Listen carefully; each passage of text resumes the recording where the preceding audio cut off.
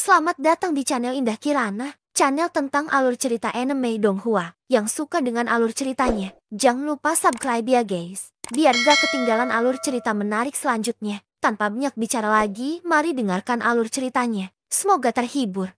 Bab 231.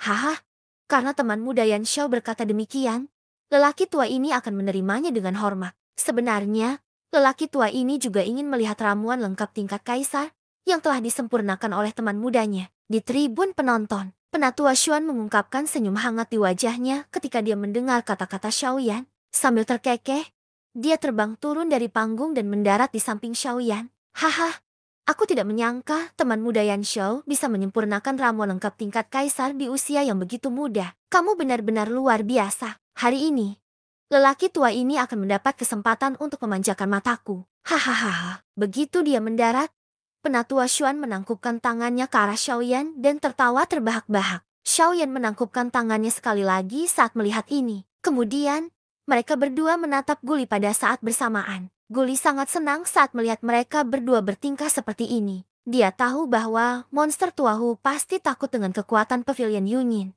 Selama Penatua Xuan maju untuk menilainya, monster Tuahu pasti tidak akan berani melakukan apapun padanya. Mereka bertiga saling memandang dan tersenyum. Sosok Guli yang berdiri di udara perlahan turun. Identitas yang diwakili oleh Penatua Xuan tidaklah biasa. Xiaoyan berani meremehkannya. Tapi Guli tidak punya nyali. Bahkan asosiasi alkemisnya tidak dapat menandingi kekuatan Pavilion Yunyin di perbatasan benua. Ketika sosok Guli mendarat, Penatua Xuan segera melihat ke arah monster Tuahu. Mata lamanya menyipit saat dia tersenyum dan berkata, "Hahaha, monster Tuahu. Kenapa kamu tidak pergi dulu?" Menghadapi kata-kata Xuan tua, setan Tuahu segera menggelengkan kepalanya. Dia mundur setengah langkah dan tertawa kering dengan ekspresi canggung. Itu. Mari kita pergi dengan prinsip kedekatan. Karena kamu yang paling dekat, maka Penatua Xuan akan pergi dulu." Ketika Penatua Xuan mendengar ini, matanya bertemu dengan Xiaoyan sejenak. Dan dia tidak bisa menahan tawa di dalam hatinya. Biasanya, monster Tuahu ini bisa dianggap cukup berani. Tapi hari ini, di depan Pavilion Yunyin, dia tiba-tiba menjadi sangat pemalu. Dia benar-benar seseorang yang diintimidasi oleh lemah dan takut pada yang kuat. Hehe, kalau begitu, orang tua ini akan menonton dulu. Begitu dia selesai berbicara, Penatua Xuan mengangkat tangannya dan mencoba mengambil pil kesengsaraan kaisar dari tangan Guli. Tunggu, Penatua Xuan. Karena Owl Freakhu tidak berani, maka lelaki tua ini akan mengambil alih atas nama si Cloud Palace. Hah? Penatua Xuan mengerutkan alisnya ketika dia mendengar pengakuan lembut Yan Bing. Dia mengangkat kepalanya dan melihat Yan Bing sudah berdiri di depannya. Dia memiliki ekspresi acuh tak acuh di wajahnya, seolah-olah dia tidak peduli sama sekali dengan Penatua Xuan. Melihat bahwa Yan Bing bahkan mengungkit istana awan laut, Penatua Xuan tidak bisa menahan diri untuk tidak mengangkat alisnya. Dia hendak mengatakan sesuatu. Tetapi pada saat ini, suara yang lebih mendominasi turun dari langit seperti guntur, menyebabkan semua orang yang hadir terkejut. HMP, Istana Awan Laut. Jika orang-orang tua itu ada di sini, tidak apa-apa. Tapi kamu sendiri tidak layak mewakili Istana Awan Laut. Suara yang sangat mendominasi terdengar, diikuti dengan ledakan. Ledakan itu terdengar seperti meteor yang jatuh di tengah-tengah lapangan void. Badai yang dipenuhi aura dan debu yang mendominasi tiba-tiba menyapu. Ketika debu sudah mengendap, semua orang mengangkat kepala dan melihat ke atas. Sejauh mata mereka memandang, Void Square yang luas telah terkoyak. Retakan mengerikan menyebar ke seluruh alun-alun seperti jaring laba-laba. Pada saat ini, di tengah alun-alun, seorang lelaki tua botak kekar mengenakan jubah alkemi sedang berdiri. Aura yang sangat mendominasi menyebar dari tubuhnya. Siapapun yang melakukan kontak dengannya akan langsung mengubah ekspresi mereka. Tekanan yang mendominasi dalam aura sebenarnya tidak sedikit pun lebih lemah dari tekanan kaisar setengah bintang 8 seperti Yan Bing. Faktanya, dari sudut pandang tertentu, itu bahkan lebih unggul. Maudi, Yan Bing dan yang lainnya menoleh untuk melihat lelaki tua botak itu. Dengan sekali pandang, badai muncul di hati mereka. Mereka tidak pernah menyangka orang ini benar-benar kembali ke kota liar kuno. Beberapa saat kemudian mereka bertiga berseru serempak, "Shoutai!" Dibandingkan dengan keterkejutan mereka bertiga,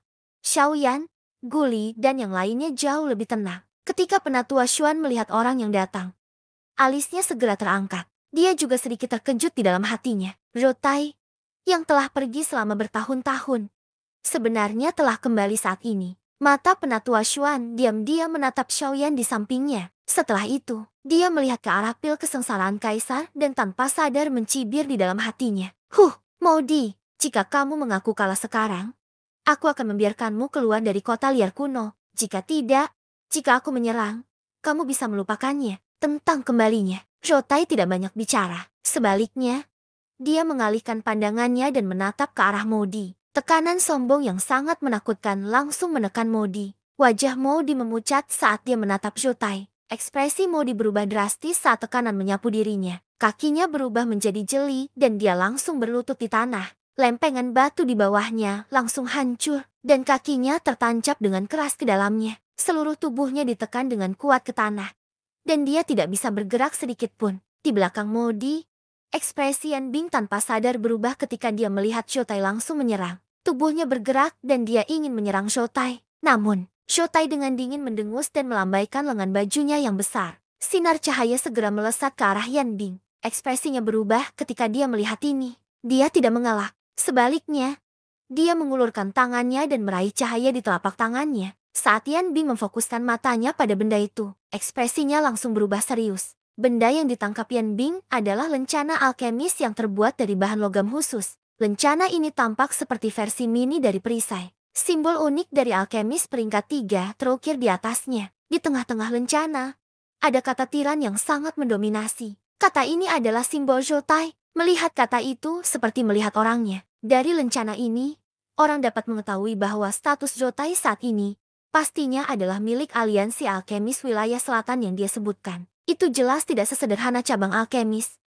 Yan Bing, ini adalah lencana yang dikeluarkan oleh aliansi alkemis wilayah selatan. Saya yakin Anda harus mengenalinya. Saat kata-kata Zhou Tai keluar dari mulutnya, ekspresi semua orang di arena, kecuali Xiaoyan, segera berubah. Bahkan ekspresi Xuan Tua dan Luo Jin, yang berada di galeri tontonan, sedikit berubah. Jelas sekali, kata-kata Zhou Tai ini bahkan membuat mereka merasa sangat terkejut. Apalagi Yan Bing, yang saat ini memegang lencana alkemis di tangannya. Gelombang besar akhirnya melonjak di hati Yan Bing yang acuh tak acuh saat dia melihat lencana alkemis di tangannya. Tangan, aliansi alkemis adalah markas besar menara pil di berbagai wilayah. Tidak disangka Zhou Tai telah mencapai tahap seperti itu. Namun, mereka sebenarnya masih bermimpi untuk bertarung demi asosiasi alkemis di kota kuno yang buas ini. Pada saat ini, iblis Tuahu telah melunak sepenuhnya. Sekarang Zhou Tai telah kembali dengan kekuatan yang kuat. Hasilnya telah diputuskan. Situasi saat ini bukan lagi sesuatu yang bisa mereka kendalikan. Mengabaikan fakta bahwa Xiaoyan telah benar-benar menyempurnakan pil tingkat yang lengkap. Fakta bahwa penatua Xuan mewakili Pavilion Yunyin telah menyebabkan Maudi dan yang lainnya mengerahkan seluruh kemampuannya. Pada saat ini, Zhou Tai muncul dengan sikap mendominasi dan mengintimidasi seluruh situasi sendirian. Lupakan Yan Bing, yang hanya seorang diaken dari Istana Awan Laut. Bahkan jika para tetua kuat dari Istana Awan Laut datang, mereka tetap tidak dapat melakukan apapun terhadap Zhou Tai dengan Alchemist Lion sebagai dukungannya. Itu adalah mustahil bagi Istana Awan Laut untuk menyentuh Zhou Tai. Aku akan mengembalikannya padamu. Yan Bing mendengus dingin. Yan Bing bukanlah orang yang pengecut dibandingkan dengan iblis Tuahu yang tidak memiliki dukungan apapun di belakangnya. Hatinya lebih percaya diri. Dengan lambaian lengan bajunya, Yan Bing melemparkan kembali lencana di tangannya ke Zhou Tai. Pada saat yang sama, aura menakutkan dari Kaisar Beladiri setengah bintang 8 tahap akhir langsung meletus dan membantu Maudi menghilangkan aura mendominasi yang menakutkan itu. Dengan satu tangan mengendalikan Maudi, Yan Bing tidak bisa diganggu oleh iblis Tuahu. Ekspresinya suram saat dia terbang keluar dari arena. Elder Yan Bing, Maudi secara alami tidak mau menyerahkan posisi juaranya. Namun, hati Yan Bing saat ini dipenuhi dengan amarah. Saat dia hendak berbicara, dia langsung terhalang oleh tatapan Yan Bing yang sangat dingin. Dibandingkan dengan Zhou Tai, Yan Bing lah yang membuat Maudi merasa lebih ketakutan. Jika dia benar-benar membuat marah Yan Bing, Yan Bing tidak akan pernah dengan sengaja menghukumnya seperti yang dilakukan Zhou Tai temperamen. Dia akan melakukannya tidak ragu-ragu untuk membekukannya dalam sekejap. Ketika Yan Bing berbalik dan pergi, tatapannya yang sangat dingin menyapu Xiaoyan. Niat membunuh di matanya seperti badai yang mengamuk saat ini, menyebabkan Xiaoyan tanpa sadar mendapat firasat buruk. Menyadari tatapan dingin Yan Bing, ekspresi Guli dan penatua Xuan di samping Xiaoyan sedikit berubah. Setelah itu, Mereka berdua mengalihkan pandangan mereka ke arah Xiaoyan. Melihat ini, sudut mulut Xiaoyan melengkung. Dia tanpa daya mengulurkan tangannya dan berkata, "Aku juga tidak tahu. Ini pertama kalinya aku melihatnya. Siapa yang tahu dari mana asal permusuhannya?" Mereka berdua menggelengkan kepala tanpa daya saat melihat ketidakberdayaan Xiaoyan. Mereka hanya bisa mengalihkan pandangan mereka ke arah Modi. Saat ini, selain Modi, tidak ada orang lain di kota kuno yang liar ini yang berani menentang Xiaoyan. Setelah Yan Bing pergi bersama Modi, monster Tuahu merasa sangat riang di hatinya. Namun, ketika dia melihat ada seekor harimau di depannya dan seekor serigala di belakangnya,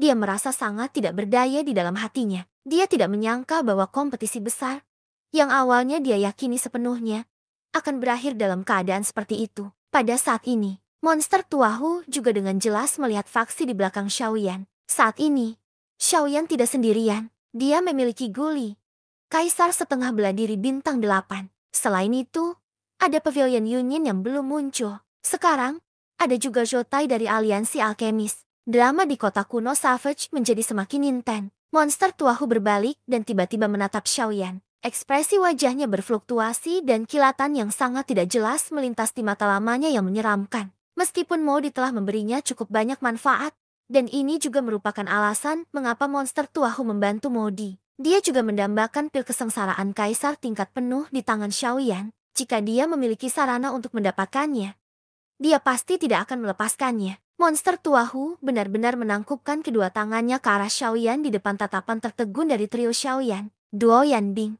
yang sudah pergi, tentu saja tidak memiliki wajah untuk melihat pemandangan ini. Namun, hal itu juga menyebabkan penonton di galeri tontonan tanpa sadar merasa aneh. Xiaoyan juga melihat pil kesengsaraan kaisar di tangan Guli dengan ekspresi bijaksana. Senyuman dingin tanpa sadar muncul di hatinya. Namun, dia tetap diam di permukaan. Dia mengangkat bahunya dan melihat monster Tuahu berbalik dan pergi. Bab 232.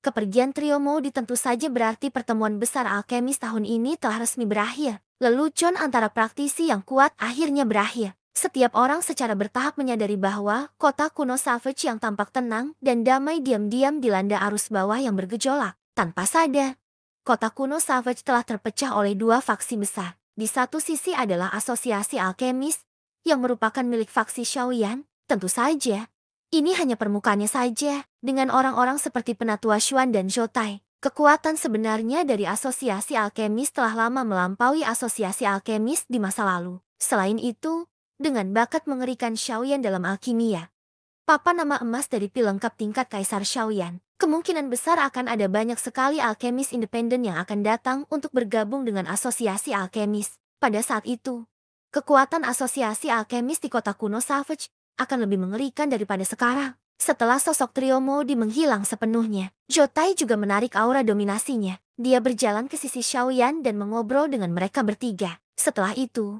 Jotai dan Penatua Xuan sekali lagi menilai pil kesengsaraan kaisar di depan banyak penonton. Hasil ini tentu saja sesuai ekspektasi mereka. Setelah penilaian bersama oleh kedua tetua, pil kesengsaraan kaisar yang telah disempurnakan Xiaoyan tidak diragukan lagi merupakan pil lengkap tingkat kaisar. Jika jawaban ini keluar dari mulut Guli, mungkin penonton akan skeptis. Namun, setelah dua perwakilan faksi super, Jotai dan Penatua Xuan, mengatakannya, semua orang tidak punya pilihan selain mempercayainya. Aliansi Alkemis dan Pavilion Union tidak mungkin memalsukannya. Bahkan Jotai dan Penatua Xuan tidak dapat melakukannya. Bagaimanapun, mereka saat ini mewakili dua faksi dan bukan diri mereka sendiri. Ketika jawaban ini terdengar sekali lagi, tidak mengherankan jika stadion, yang tadinya sunyi senyap karena sikap sombong Jotai, tiba-tiba meledak menjadi sorak-sorai yang menggemparkan. Dibandingkan dengan Modi, kemenangan Xiaoyan membuat semua orang menjadi lebih bersemangat. Segera, Jotai berbalik.